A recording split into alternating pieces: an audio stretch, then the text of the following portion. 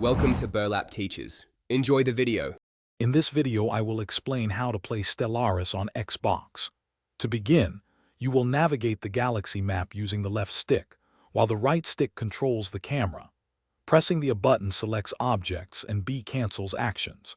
The X button opens menus, and Y provides quick access to important notifications. Remember to use the D-pad for quick menu navigation and zooming in or out for a better view of your empire. As you begin your journey, focus on exploration and expansion. Build science ships to survey new star systems, discovering valuable resources and anomalies. Use construction ships to claim these systems and establish new colonies on suitable planets.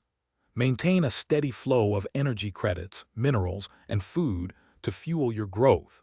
You will also encounter other spacefaring empires, so be ready to make first contact and open diplomatic channels.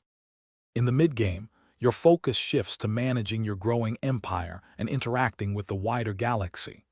Develop your planets by constructing districts and buildings to specialize their output, whether for research, alloys, or consumer goods.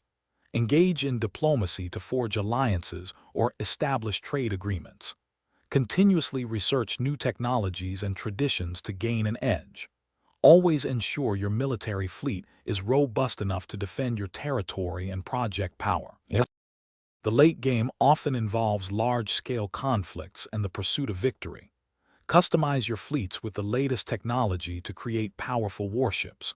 When diplomacy fails, use your claims and ground armies to conquer enemy planets and expand your domain. You can achieve victory by controlling 40% of the galaxy's habitable worlds, or by subjugating all other independent empires. Be ready for galactic crises that can emerge, threatening all life in the cosmos. Thanks for watching. Consider subscribing if this video helped you.